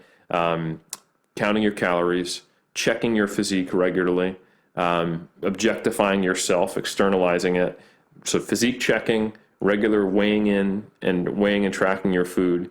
I think that's the monitoring process can exacerbate some of the aspects. And then finally, it's what do you bring to the table before you compete? Because we do know that the incidences of disordered eating, obsessive behavior, and the parallels in behavior are similar between the competitive bodybuilder and someone with an eating disorder versus someone with an eating disorder and a recreational lifter. There's a lot of data on that. So I feel like it's this trifecta that you're probably going to be drawn to this, and if you're drawn to it, there's a largely likelihood that you share some of the traits that predispose you to eating disorder. The process of what you have to do to get into that shape, the day-to-day activities you use to monitor can cause stress, and then the actual biological effect of getting shredded further drives some of those behaviors. Do you feel like is that a decent? Yeah, I think that's really thorough. It encompasses Eric. it well. Very thorough, and That's I just Eric. want That's why I'm a crazy bodybuilder. the brain likes to do what the brain has done. Mm-hmm. So anything we do has the potential, anything we think has the potential to become a habit. The more we do it, the more automatic it becomes. The easier it becomes, the less we have to think about it. So we put ourselves in a position when we take on these goals that are incredibly rigid and very routine driven. Yep. Ritualistic. And ritualistic to do it again and again and again and again. So it is much easier if when you're done with a competition to start prepping again. Yep. Because it's what you know. The brain doesn't like an open loop. It wants a closed loop. So that makes a lot of sense. Yeah, You know, I can totally see that. I think how does one come to the decision to, hang up your heels like I did in 2011 or 12? It wasn't an easy one because, like you said, you're like, but I've done this for so long. What would I do if I didn't do this? It's part of who I am. It's part of my career. It's part of my identity. And it was a process of learning that it's a part of my identity. I've got a lot of identities, and I want to create another identity. And having a level of awareness and in a support group to be able to go to even ask those questions like, what might I want to try? What have I been leaving behind doing this? What have I put on the way back burner that's really important to me that I haven't looked at in a really long time because I've been pursuing this? Does this expand me or contract me now? Like in the beginning, it was really expansive and I felt super fulfilled and interested and curious. Not so much anymore. It feels like a chore. I'm not enjoying it. There's not the sense of awe. And so being able to have that level of awareness, reflection, to be able to ask yourself those questions throughout the process and assess. For me, I've started cycling. Oh my God, I love, it gives me the sense of freedom that I actually felt when I first started bodybuilding. Like, oh my gosh, this is so awesome. It's new and novel and fun and interesting. But what the difference, I think, is that and the experience will probably be different for everyone, is where I feel like for many competitors, there's this mindset of meager, like lower, lower, lower, less, less, less, smaller, smaller, smaller, and maybe for more women than men in bodybuilding. In the cycling world, it's like, it's not less, less, less food. It's you need more food to perform. You need to feed yourself. So the mindset is very, very different from my experience with that shift to what I'm competing in now. And it's not externally focused, like, and some people may argue with me because, yeah, cyclists are wearing really tight bibs and clothes, but I don't feel that. Mm-hmm. That it's not external. I'm not worried about how I'm looking anymore. It's how I'm performing and how I am driving up that mountain, and just that intensity and endurance. I want to acknowledge. Oh, sorry. No, go ahead, Amanda. Yeah. Yeah, I just want to acknowledge the emotional intelligence and the insight that it takes, not only you, but any athlete, competitor, to get to that point. Because from my awareness, it takes someone else to point it out to them, or the coach to say, you got to stop, like, pull the reins. So kudos to you for being able to do that. Thank you. Yeah, I just want to acknowledge that. Absolutely. I think I can say the same thing as a coach. Sometimes the best decision for a bodybuilder is to stop being a competitive bodybuilder. And it reminds me, there's a really good quote and this is a book that Dr. Joe Klimczewski turned me on to, Brother Iron, Sister Steel by Dave Draper. For those who don't know, Dave Draper, golden era, he trained with Arnold, he trained with Frank Zane, Mr. America, Mr. World, Mr. Universe. He got on stage from 65 to 1970, but he's in his late 70s now, and you can find pictures of him, I think, from 2017, where he still looks incredible. And if you look at his pictures in his 50s, back in the 90s when he still had the World Gym, he was looking just as good, if not better, than his competitive days, and he'd been leaner. And he, in one of the passages in Brother Iron, Sister Steel, which I recommend to any bodybuilder, anyone who has kind of this relationship with the iron that's deep, it's an amazing book. He says, I don't identify as a bodybuilder anymore. I identify as a muscle builder. And he starts to expound on some of the negative aspects of competitive bodybuilding, how it's this all-encompassing drive that makes you, not smaller physically, but smaller in your scope, smaller in what you can apply these skills to, and not learning the lessons from the iron fully, is kind of the way he puts it in his really eloquent writing. So I guess what I'd like to do at this point is kind of steer the ship a little bit, and for the people who are going to compete, want to keep competing, but want to have a healthy relationship with the sport. I know you have both, and I just on not truly clinical therapeutic side, but just from my coaching, I've done a lot of thinking about how do I help the bodybuilder find a sustainable relationship with their chosen passion. What are some of the things that you both find are the starting point and the processes that seem to be key to that? What realizations? Because Cory, you were talking about really it came down to your perspective as a cyclist versus your perspective, or someone who does cycling, it being an aspect of your personality, versus your perspective as a bodybuilder, and how you're able to get back to the good and remove the negative and feel that it was able to something that expanded you.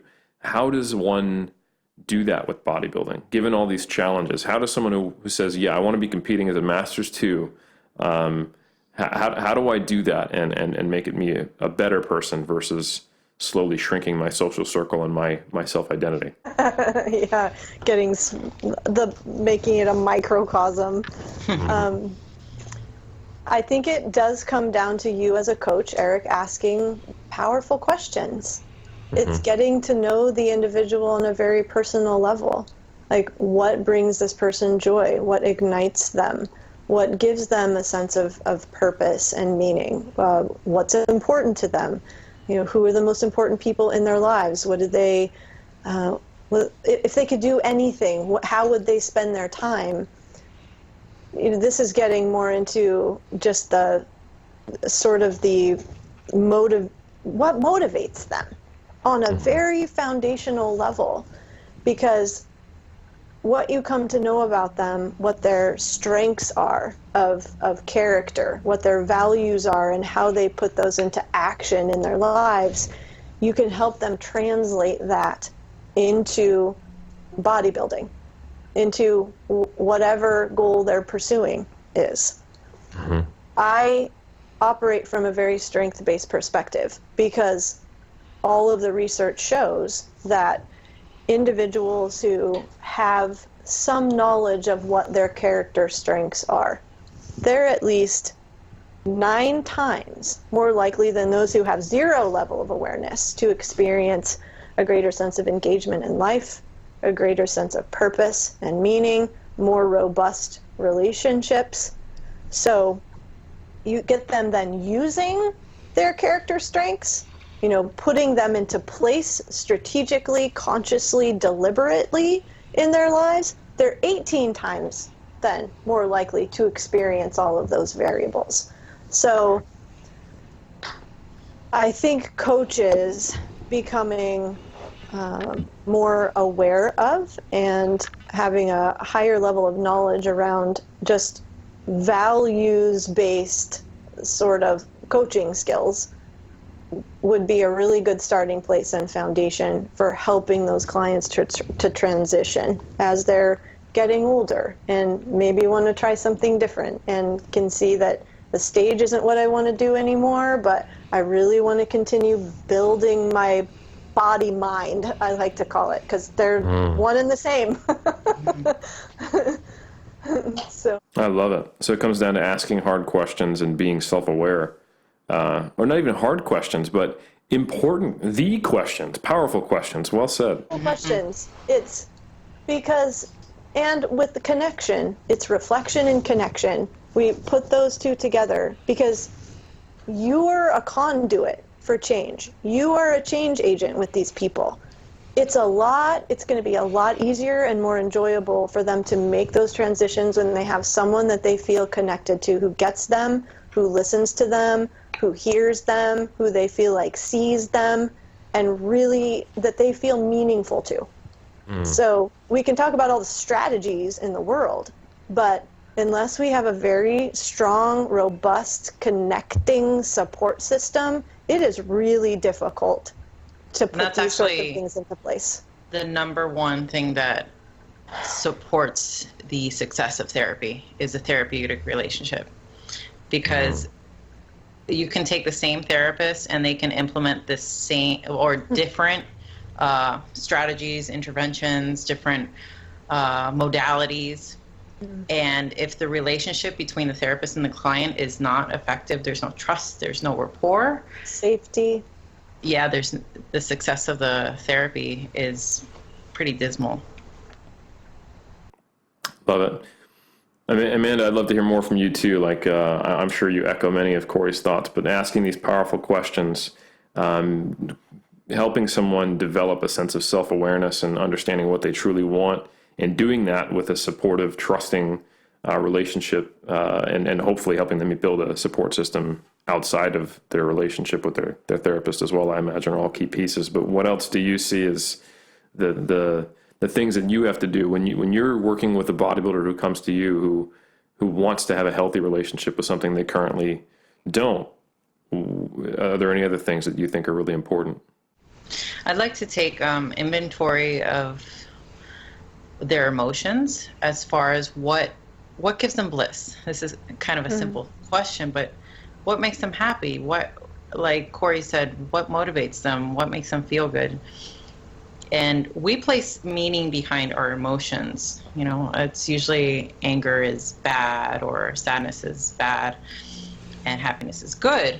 But I take the perspective more so of emotions being simply feedback as to what we want and what we want to move towards or away from.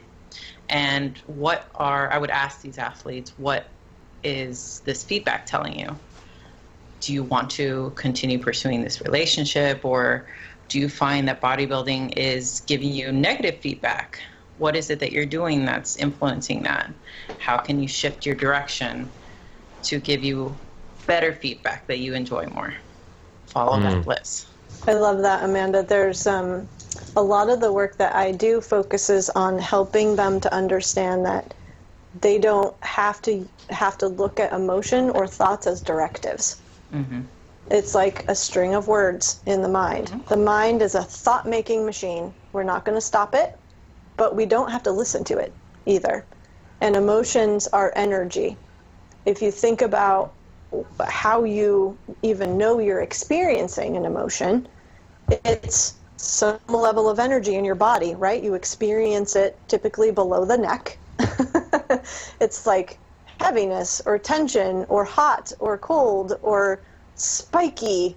We can acknowledge it and label it with these different sensory terms rather than saying, oh, I'm anxious, or oh, I'm sad, or this is a horrible day, with all these valence-laden words, because it's the valence that then starts the spinning story and web of past crap and limiting beliefs and biases that then get us to take an action that we're typically not going to be very proud of. And valence, just for those listening, basically is like the inherent goodness or badness of something, like the attaching a value to it. Go ahead. Yeah, that's it.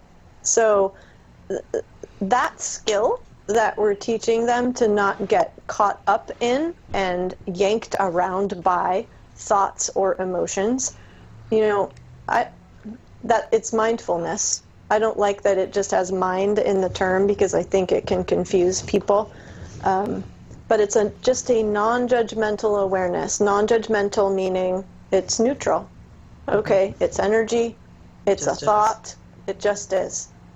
This is the circumstance. When I was riding my bike on Saturday, the forecast, I looked at the forecast ahead of time because this is a century ride. This is 100 miles. I need to know what the weather is going to be doing, right? It's not calling for rain. It was on Thursday, but Friday said, oh, we're free and clear on Saturday. So Cory goes out to ride. 20 miles in, she's in a freaking downpour. Downpour! And I'm getting just dumped on. I'm completely soaked. So is everyone else. Half of the group turned around and went back. But it's in those moments where I'm like, sweet. I could have been like, oh my gosh, this freaking sucks. I'm cold. This is horrible. I should have never done this. Spinning the web of stories, which are going to create more emotion and probably negative emotion. But I'm like, oh, this is awesome. I need this. This is a really great training ride for learning how to ride in these elements. So it is too about teaching our clients how to look at whatever is occurring in the moment from various perspectives. Well, what if we tried on this way of looking at it? And what if we put that hat on? And how would Eric respond? What would Omar do? How would Amanda treat this situation? For them to be able to really see that there are a whole host of possibilities here. You get to pick. Right. Your perspective creates your reality, and you can change it at any time that you want. I really like what you guys are talking about, because if we go back to what you both identified as a common character trait of bodybuilders, which is a high level of neuroticism, that means they're feeling a lot of things and they're having a lot of judgment about a lot of things. And it's very easy to get caught up in that when it also is then wrapped up into your identity. If that is how you see yourself, that means there's the lag time in a lot of the people who struggle with this between thoughts, feelings, and then a reaction or a judgment is infinitesimal. And really what you guys are talking about is creating the space to make a choice about what their perspective is, right? So giving them that emotional distance so they can think, like you said, oh, what would my coach do in this situation? Or do I have to feel this way? Or does this really have the meaning I'm giving it? Or just to maybe some meditative practice, mindfulness, like you said, of just allowing the thoughts and the feelings to happen before assigning a judgment. I think that's why, especially in the modern world, things like Headspace, the app for meditating, have taken off, and I can say in my own experience going through therapy, getting that space has been so critical. And now that I'm aware of it and having gone through prep after having been through therapy, I can see how prep, man, it just shortens that fuse. And in many ways, I've gotten very good at apologizing this prep, because I will, my normal mode of operation is, I have my silly little neurotic reactions to things. I hear something that I don't like that's outside of my control, and it's probably not the person's fault. It's shit happens. Like for example, I called up Omar today and I said, "Hey man, we got our podcast in 30 minutes," and he was like, "What are you talking about? It's not in the Google Calendar." Actually, yeah, it's for real. And it worked out, but it was probably good that I wasn't standing next to Omar, because I would have said something I would have regretted and had to apologize. Be like, dude, it's not your fault. Like, I'm looking at my phone, I put it in the Google Calendar, it's got your email, you're looking at your phone, it's not there. It's nobody's fault. We can write Google a nasty email, but my knee-jerk reaction is not helpful, and it's potentially damaging, and it's easier to happen and for it to slip past my adult emotional control radar when I'm in prep. So I think that's just another factor of what it's like to be depleted mentally, depleted physically, and to then still try to stay mindful, which is actually one of the things I like about prep, because it makes me have to pay even more attention to that. And I hope that actually trickles outside of when I'm competing.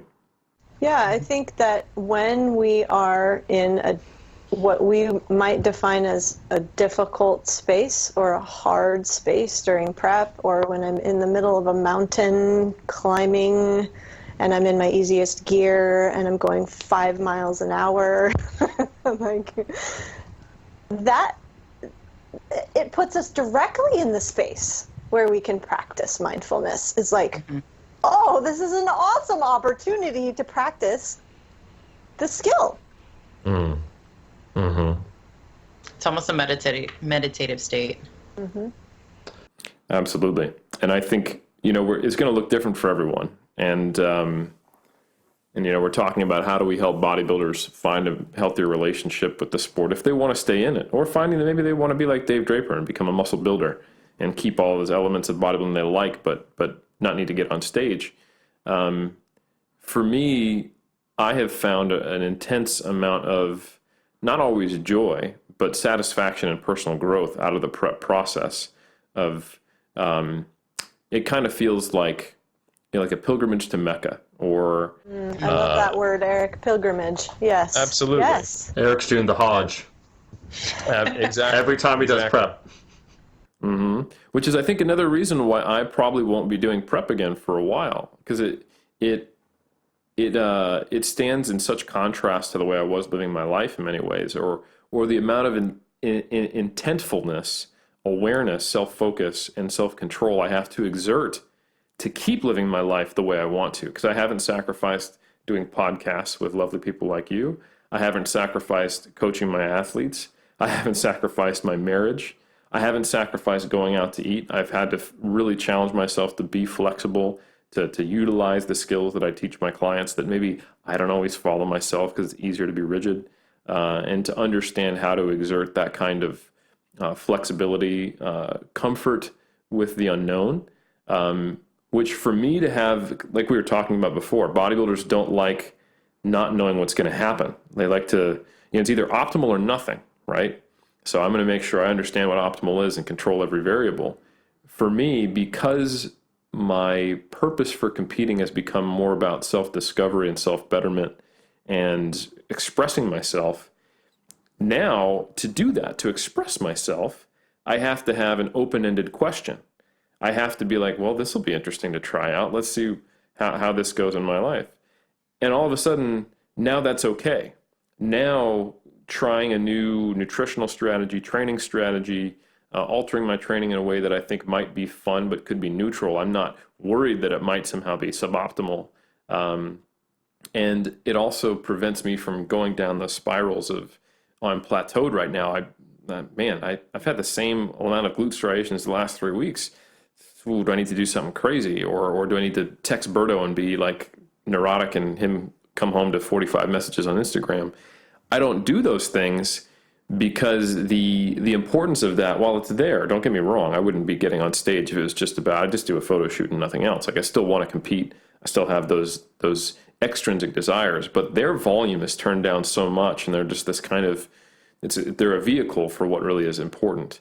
So helping competitors do that, it's become more and more important to me as I've understood how important, to me as a coach, as I've understood how important it is to me as an athlete if I want to stay in the game and get something positive out of it. And I think, Eric, what you're describing in the literature, what you have fostered for yourself and what you're helping to foster for your athletes is a sense of autonomy. You know, there are plenty of coaches out there who just say, follow this meal plan, do not deviate, do this exercise program, do not even think about doing anything different. In 2 weeks, we'll change it. How does this make any sense? There's no sense of volition for the client. There's zero sense of choice. We take the joy out of it. We're not promoting that curiosity that you're talking about, you know, expanding within you. And that's one of our basic psychological needs, is that sense of volition. I have a choice here. No one is making me do something. No one is demanding or coercing me into this. I am choosing this. I get to. Like, yeah. We're developing, you know, rather than having to defend something. The feeling is much different. Well, I think it's tough when a lot of coaches themselves are bodybuilders, and the way they know how to be successful is within these narrow parameters.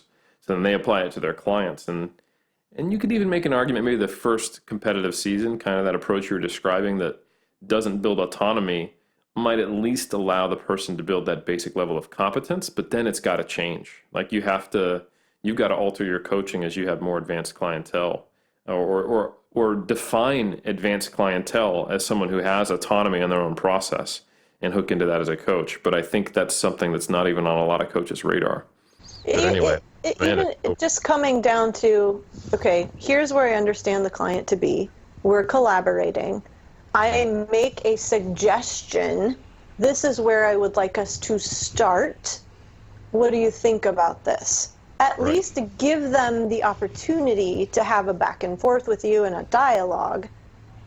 But like you said, you laying the foundation for what you know you're going to build upon. Well said. Especially for a new competitor. Yeah. It's the same concept with coaches as in therapy, because eventually you want your clients to be able to be stable on their own, not to depend on having a therapist.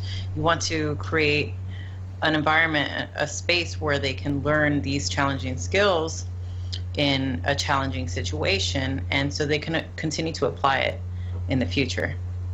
Because that coach that gave an athlete that exact protocol that they have to follow, you have to train this many days, you have to eat this certain way. Okay, contest prep is over. Now what? What do you do now? Or all of these elements and all of these variables are not in line. You're in a different environment. What do you do? And you're not teaching your clients to be applicable in other areas. And that's where the neuroticism shoots up. I'll do what I'm familiar with. Yeah. I have a plan. I'll just keep following the plan. At whatever cost sometimes. I appreciate that we're looking at bodybuilders in this episode today, not powerlifters, because as we know, speaking to someone that does powerlifting, we just don't think. At least bodybuilders are thinking about something. powerlifters are just like, That's okay. a whole other realm. Yeah, sometimes okay. we think way too much. Yeah. We need to get out of the head. Powerlifters should probably be a little bit more introspective. It's like, I'm going to lift this weight. It's like, okay. And that's all that goes on in there. Weight's good. There's some value to that. Absolutely. I was going to say that Eric is someone who has reignited interest, I could say, for me in overall the pursuit of bodybuilding, just the concept of it being a viable discipline. And one of the things that he talks about, I'm just curious if there's any literature trying to talk now about some of the positives of this whole experience, is with Eric, how he describes it, that ascetic kind of pursuit where it's one of discipline, one of determining what you can control and limiting yourself, and as a way becoming, more meditative, learning more about yourself. And so that's tied with the aesthetic. And so as he kind of described from this prep now, he's finding out a lot more about himself. He's better off for it, and he's able to connect the dots between what's going on in prep and how it applies to him as a person outside of that. And I think that's really cool. I'm just curious, that connection, maybe if you guys have observed that with clients, with individuals, with counseling, or what the research shows, where there are, we've dunked on bodybuilding a little bit, just speaking from, but being in the trenches where, speaking from personal experience, and it comes from love. It's like a parent telling someone, like, yeah, you messed up, you done messed up. But now talking about some of the virtues maybe of bodybuilding, is that something you guys have observed, the literature, some of those positive qualities maybe? I'll start with the literature, then I'll let you guys talk about the clinical side, because the literature is overwhelmingly negative when it looks at it. I think, I don't know if you guys agree, but psychology literature is largely about fixing problems, which I think is a stark contrast to what good actual therapy is, which is about you stepping into being a better version of yourself, or curiosity and learning more about yourself and being more open. So I think if you were just to go to PubMed and type in bodybuilding, you're going to get a lot of stuff on dysmorphia, anabolic steroid use, the problems with it, and then you'll get a bunch of sports performance stuff. If you hang out in the psychology world, it's all negative. If you hang out in the performance world, it's all hypertrophy and fat loss. So I can only really speak to what I've seen as a coach, is that all those potential positives that I was talking about only get experienced and learned by the client if they are prepping versus like being prepped, like if they're forced to do another season because it's the only way they know how to live their life, and it's they don't, if they feel like they have to bodybuild to have control, then the entire time it's this neuroticism driven reaction versus this self introspective journey where the first time I saw it modeled was actually Jeff Alberts. So he had retired multiple times, and he kept kind of coming back to bodybuilding. And it got more and more and more negative each time he came back, in some ways positive and better. But when he came back in 2009, which is when he started the 3D Muscle Journey blog, he came back to it with a totally different perspective. And he was like, I want to do this for me. I want to do this to have fun. I want to enjoy the experience. And I want to see what it's like to come back in my late 30s and do this whole bodybuilding thing that I used to do without just driving myself to the ground to get a pro card at the cost of everything. And he had a much more positive experience. He finally interacted with people backstage, and it wasn't just this tunnel that he sprinted down until he hit a wall. It was this kind of gradually opening field of new experiences with the sport he once started. So all I can say is that I think if someone is being forced to do prep, or perceives it that way, or is handcuffed to it, they can't have that experience. Yeah, I would agree that having that quality, or just that open mindset of inviting the general curiosity, is what's going to facilitate the positives of what bodybuilding can provide. Moving away from the rigidity, the rituals, and allowing yourself to just experience and be curious. I think, one, you're able to build a better community with other athletes, other individuals, and allow yourself to interact with them. because just the example with Jeff, like he started talking to people backstage after that mental shift, and the elements are the same, but he just allowed it. And we wouldn't be on this podcast now with the four of us if he hadn't done that, which is kind of cool. But keep that is going. Kind of cool. Yes. As far as positive things about bodybuilding, I've seen with myself just better confidence. I built this amazing community, and I met you guys. Better self-image, and it's just allowing yourself to be like that, because I was rigid myself. How I started, even though I've never competed, I took on and I placed meaning behind these things that it has to be done a certain way. It has to be black or white. And I was just like, this is not working for me. It's this feedback that I'm receiving does not make me feel good. So I made changes slowly and allowed myself to experience uncomfortable situations that are now comfortable for me. So that has been the positive side of bodybuilding for me. I'm sure there are others that I'm not thinking of on the spot. I love that both of you kind of went from, I had to experience the discomfort and that adversity and the rigidity and the lack of flexibility in order to move through and into this higher level of awareness. And I think that's a really important piece that as coaches and therapists, that we need to learn how to address with and talk with our clients about and be with them when they're experiencing it. Like, this is exactly where you're supposed to be, right here, right now, in this ickiness, the muck. You're not the only one that's been here. This is part of it. So now it's an opportunity to look at it, be the observer of it. Like, let's step out of it and look at it and ask, like, what attitude, what energy do I want to embody moving forward? Like, Eric, you were really articulate in discussing, how you wanted to move forward. It was intentional then, now, in a way that it wasn't probably in the beginning, asking yourself that question. How do I want this to look this time? Every time I would start competing or prepping for another competition, that's a question I would ask myself. How do I want this to look? What's the energy I want to bring to this time? What attitude and mindset would be ideal for me this time based on what I've learned and what I've already experienced? So I think that for what you're getting at, Omar, getting to that higher level of awareness, it takes going through all of that difficulty to actually begin to put together that there is another way and what that way and the path might look like.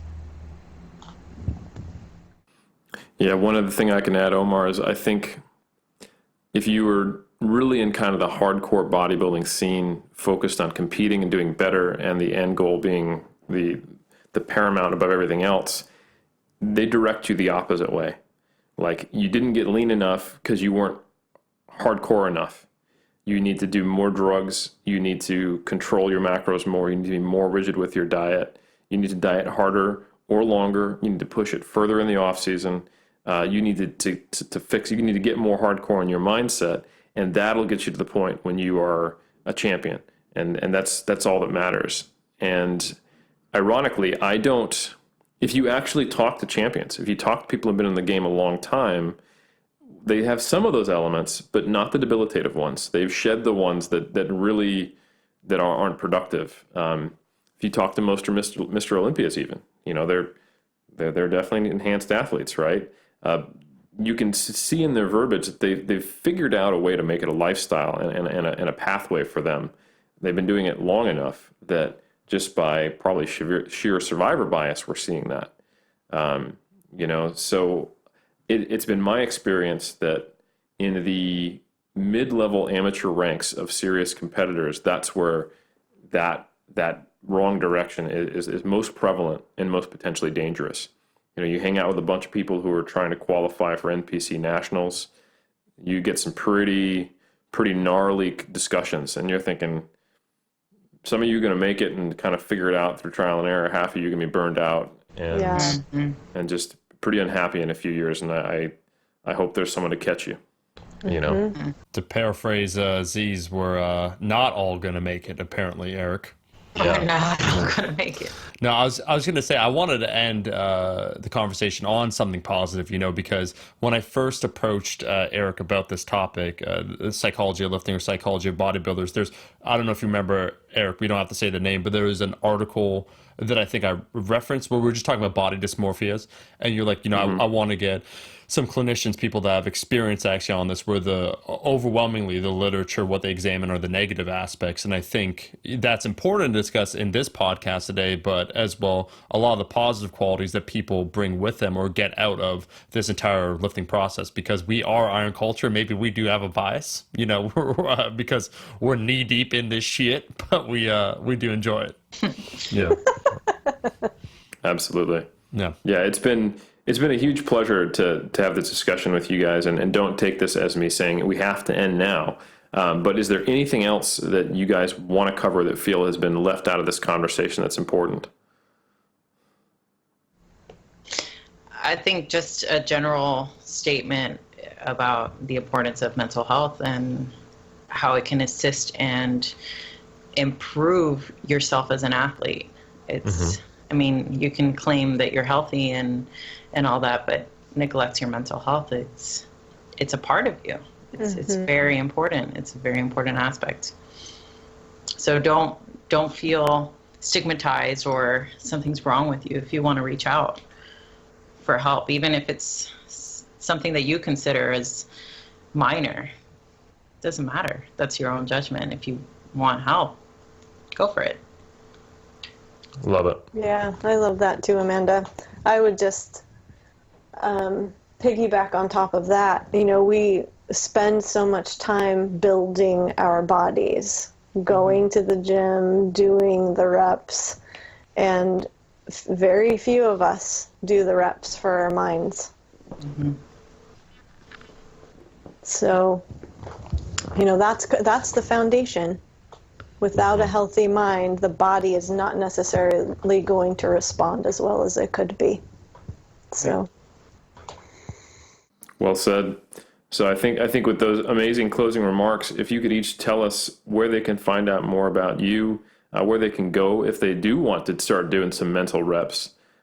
Cory, tell us where they can find you and where to learn more and where to get in touch with you. Sure. Thank you, Eric. People can find me on our website, thedietdoc.com. You can feel free to reach out to me via email. It's Cory, Kori, at thedietdoc.com. I'm on Instagram. It's the Diet Doc Life. So those would be the best ways to find me. We do have a podcast too called the Diet Doc Life Mastery Podcast, and that's on SoundCloud, Apple Podcasts. It's also on the website as well, and YouTube.